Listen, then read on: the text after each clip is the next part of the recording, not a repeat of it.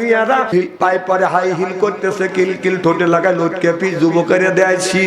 এরপরে বাদান পোরখা চলা রাস্তা দিয়ে চলে, পেটো খালি পিটো খালি। আমি হিসাব করে দেখলাম ওই মেয়েটা অরিজিনাল শয়তানের শালি। দেখে যুবকের দেয় হাতে তালি। কথা তুমি বাজ্যা করনি, আমি তোমার সাথে কথা বলবো তার মানে তোমার সাথে আমি প্রেম করবে লেগেছি দেখি, ওনার সাথে আমার কথা কওয়া নাকি? আমার ভাইয়ের আমার,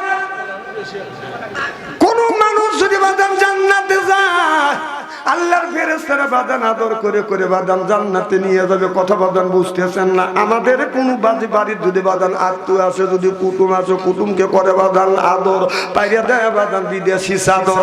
আর তো মনে করে হায় রে আমার বড় কদর। এরপরে বাদান আনে খানা, একটাও তো ডাক না ছাড়া না। খাবারের পরে বাদান তো দেয় তো দই, খায়া তো বাদান হইসই। তারপরে দেয় পেপসি, কোকো কোলা, খায়া তো মনের মধ্যে বাদান দেয় দোলা। তারপরে দেয় বাদান পান, খায়া তো মনের মধ্যে আসে বাদান গুনগুনানি গান। তারপরে খাই এক খাবলা হাকিম পুরি জদরা, শরীর তার গামে যায় বুঝায় আমি বড় মর্দা।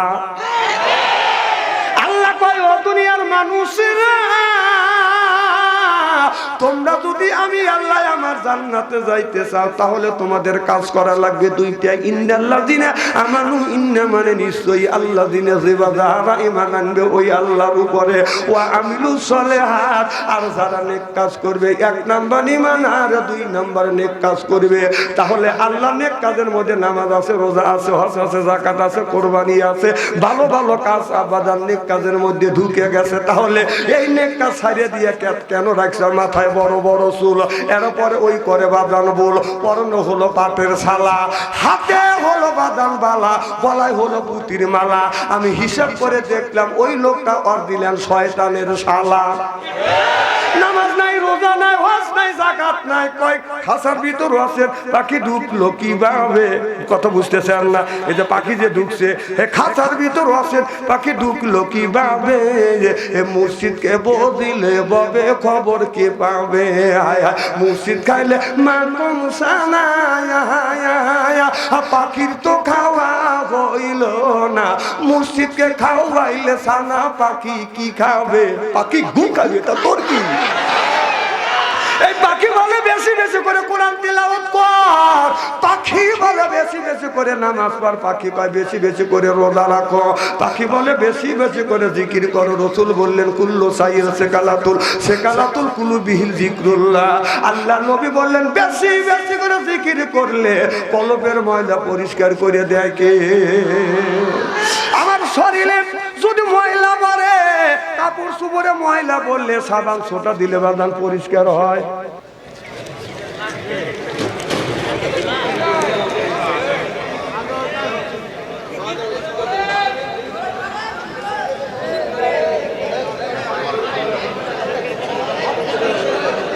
সব বলবো না ইনশাআল্লাহ, মারহাবা একটু জোরে কর।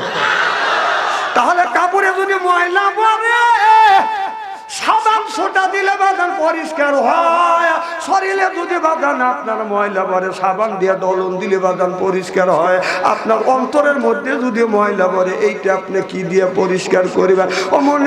ও মনে বাবলা পাতা দাগ লেগেছে, ধুইলে কি যায় সাবানে সাবানে? মনের ময়লা মুজবে কেমনে?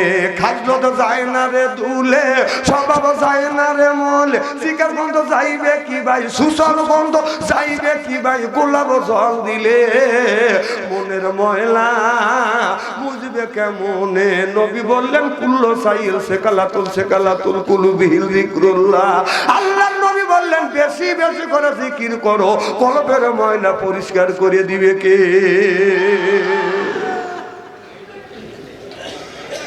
খুব খারাপ লাগতেছে। যদি ঘন্টাখানি আলোচনা করি, শোনার জন্য রাজি আছেন তো? হাত তুলে দেখান তো দেখি, রাগ করবেন কারা কারা?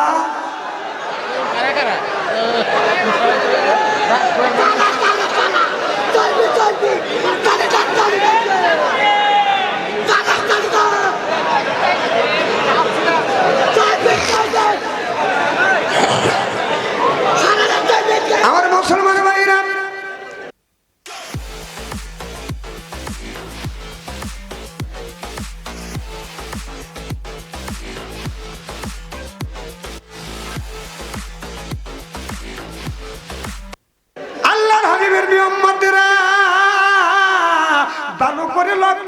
শুনুন বাদান, আমলের নিয়ত বাদান শুনতে হবে ও বাদান। তাহলে বাদান নামাজ ছাড়া যাবে না, রোজা ছাড়া যাবে না, হজ ছাড়া যাবে না, যাকাত ছাড়া যাবে না।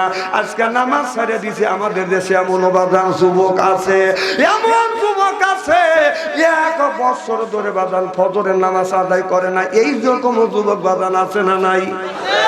এই যুবকেরা মোবাইলে আসক্ত হয়ে গেছে, এরপরে যুবকেরা বাদান নিশাতে বাদান আসক্ত হয়ে গেছে। বাংলাদেশের একটা বেদি, নতুন করে একটা বেদি আমি বাদান দেখতে পাচ্ছি, সেটা হলো বাদান যুবক আর যুবতীরা বাদান, আপনার ছোট নাই বড় নাই, সবাই বাদান মোবাইলে বাদান আসক্ত হয়ে গেছে। যখন ঠিক কিনে প্রীতির জ্বালা, মোবাইলের মেলা, এখন আর চিঠি লেখা লাগে না। ও ছেলে সারা রাত জাগিয়া ফোনে কথা বলিয়া, ও ছেলে সারা রাত জাগিয়া ফোনে কথা বলিয়া, লেখা পড়াইয়া ছেলের ভালো লাগে না। হায় হায়, লেখা পড়াইয়া ছেলের ভালো লাগে না। মোবাইল ফোন আসিল কি দোলা লাগিল, ফজরের ঘুম তো পোলার ভাঙলো না। পেটে বাজ যাই থাক পরনে নাই থাক, পেটে বাজ যাই থাক পরনে নাই থাক, মোবাইল ছাড়া আমি আর চলে না। মোবাইল ফোন আসিল কি দোলা লাগিল, ফজরের ঘুম তুমি আর ভাঙলো না। সিল্লা বলুন ঠিক কিনে? নবী বললেন আর বলি বিদ্যা উঠে যাবে, একসুরুল জাহিল, জাহিলিতে বর্ষিত হবে। সেই অবস্থা আজ বাংলার জমিনে বাজার হচ্ছে। যখন ঠিক কিনে? আজকে প্রত্যেকটা ছেলে মেয়ের কাছে বাজার মোবাইল। এই যে আপনাদের মেহেরপুর জেলা গাঙ্গী থানা কসবা গ্রামে যদি আপনার 200টা যুবক থাকে বাজার, 200টা যদি যুবক যুবতী থাকে, কথা কি বুঝতে চান? এদিক টাকার সিয়েরা কি একবার খারাপ নাকি? তো অধিক টাকার কেন? বলে কি হয়েছে?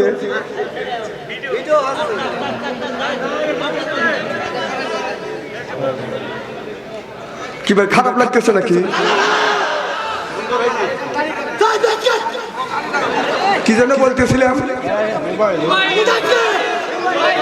আপনাদের কসবা গ্রামের মধ্যে 200টা যদি যুবক যুবতী থাকে, কে কোথায় যাচ্ছে আমি দেখতেছি, 200টা যদি যুবক যুবতী থাকে, তাদের কাছে যদি বাজান স্ক্রিন টাচ মোবাইল থাকে, আপনি রাত 12টার পরে বাজান আপনার ফেসবুকের মধ্যে দেখেন, মেসেঞ্জারের মধ্যে ঢুকে দেখেন, গ্রামের মধ্যে যদি 200টা যুবক যুবতী থাকে, 200টা যুবক যুবতীর হাতে যদি স্ক্রিন টাচ মোবাইল থাকে, রাত 12টার পরে যা দেখবেন 200-র মধ্যে আপনার 190 জন বাজান লাইনে রয়েছে।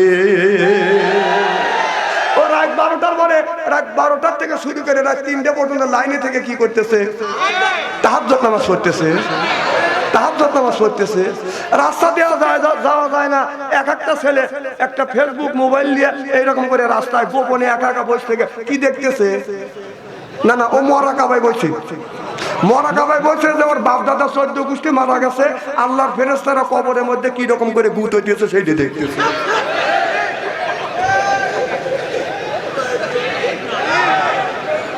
এই বাবা এদিক টাকা, এই বাবা 4টে ছেলে, 4টে ছেলের কাছে স্ক্রিন টাচ মোবাইল দিছে, 4টে মেয়ে আছে, 4টে মেয়ের কাছে স্ক্রিন টাচ মোবাইল দিছে, দিয়ে ছেলের কাছে মোবাইল দিয়ে ছেলে মোবাইলের মধ্যে যত খারাপ কাজ করা সব কিছু করতেছে দেখতেছে। আর বাবা ওই ছেলের হাতে স্ক্রিন টাচ মোবাইল দিয়ে ওই বুড়া মসজিদে যায়, আগের কাতারে বসে নামাজ পড়ে আল্লাহর কাছে রব্বানা যালামনা,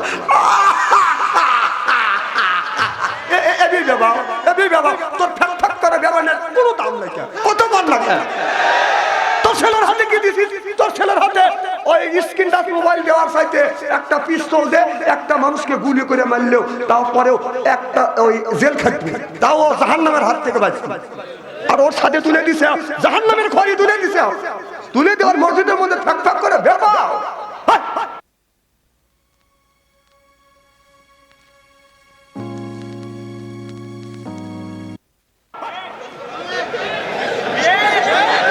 খারাপ লাগতেছে নাকি? এইগুলি বাদ দাও আমার ভাইয়েরা,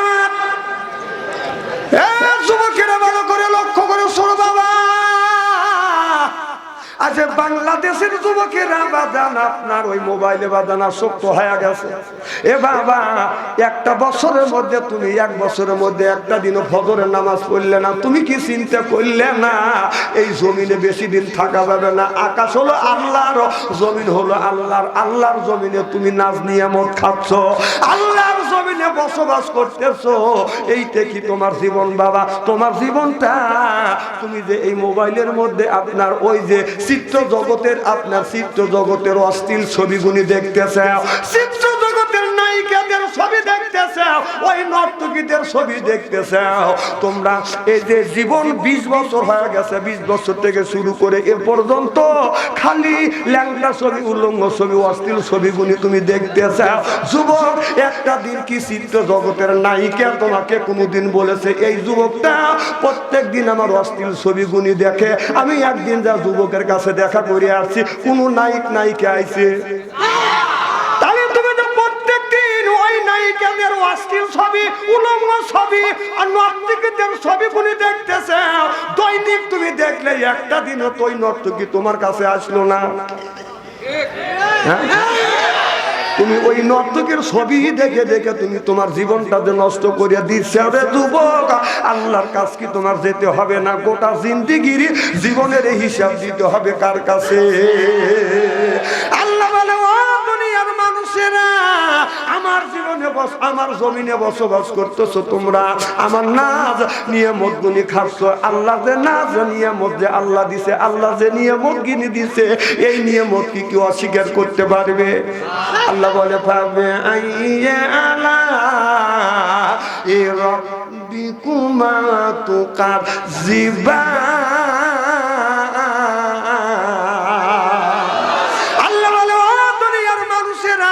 আমার কোন নিয়ামতটা তোমরা অস্বীকার করবে? কারণ আমি তোমাদের মা দিছি, বাবা দিছি, ছেলে দিছি, মেয়ে দিছি, বউ দিছি, বিবি বাল বাচ্চা দিছি, এরপরে খাবারের জন্য নানান রকমের খাদ্য দিয়েছি। বান্দা আমার জমিনে বসবাস করবে, আমার নাজ নিয়ামত খাইবে, আর তোমরা আমি আল্লাহ আমার ইবাদত করিবে। কিন্তু আল্লাহর ইবাদত না করিয়া, ওয়ালা ইবাদিল্লাহি সলিহিন, আল্লাহর ইবাদত না করিয়া তুমি দেখলে চিত্র জগতের আপনার নায়িকাদের অশ্লীল ছবিগুলি তুমি দেখতে যাও। নাটক যারা করে ওই নায়িকাদের অশ্লীল ছবি, একটা দিনের জন্য কি তোমার মনে হয় না এই জীবন জীবন না? তুমি যে ঘুমিয়ে পড়লে যুবক, ঘুমিয়ে পড়লে, আর যদি তোমার নিঃশ্বাস ঘুমের মধ্যে যদি তোমার নিঃশ্বাস যদি শেষ হয়ে যায়, তাহলে কালকেই তো তোমার জানাজা হয়ে যাবে, কালকেই তো তোমার কবরে যাইতে হবে। যুবক, কি জবাব দিবে আমার আল্লাহর কাছে? 20 বছরের জিন্দেগিতে তোমার কোনো নেক আমল না। তুমি যে বাবা, তোমার ছেলের বয়স 20 বছর হয়ে গেছে, এখনো মসজিদে যায় না, নামাজ পড়ে না, তুমি বাবা শাসন করলে না। তোমার ছেলের পড়া যদি কম হয়, পড়া যদি কম হয়, তুমি শাসন করো কেন? পড়তে গেলে না, ক্লাস ফাঁকি দিলে, রেজাল্ট যদি খারাপ হয় তুমি বাদ বন্ধ করে দেয়, এমনকি বাড়ি থেকে বের করে দেয়। এমনকি ছেলে পড়াশোনা করে না বিদায়, এই জন্য মা বাবা ছেলেকে বাদান মারে, জনগণ ঠিক কিনে।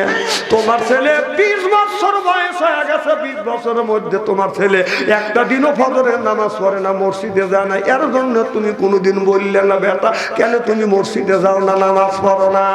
এর জন্য তুমি কোনোদিন খাবার বন্ধ করে দেও না, এর জন্য তুমি কোনোদিন তোমার ছেলেকে বাড়ি থেকে বের করে দেও না, এর জন্য তোমার ছেলেকে কোনোদিন নামাজের জন্য তুমি আঘাত করো নাই। ও যুবক, ও ভাইজান, কিয়ামতের ময়দানে আপনি আল্লাহর কাছে কি জবাব দিবেন? হযরত ইব্রাহিম আলাইহিস সালাম আল্লাহর কাছে বলেছিল, রব্বি হাবলি মিনাস সলিহিন, আল্লাহ একটা নেক বেটা দাও। আল্লাহ তারই একটা নেক বেটা দান করছে, আর আমরা যেগুনি জন্ম দিছি এটা বেটা না, এটা শয়তানের বেটা। রাস্তা দিয়ে গেলে বাদাল বাজাই লেটা বেটা, কিয়ামতের দিন খাবে জাতা পাটা পেটা। আহলা তুকুম ফিতনা, তুমি বেটা বিতে হচ্ছে বাদাল পরীক্ষার বস্তু। বেটা বিটির কারণে কাল কিয়ামতের ময়দানে মা বাবা নামাজ পড়ে রোজা রাখে, নামাজ রোজা রেখে পরে বাদান জাহান্নামে যাবে কানতে কানতে। জোরে বল নাউজুবিল্লাহ।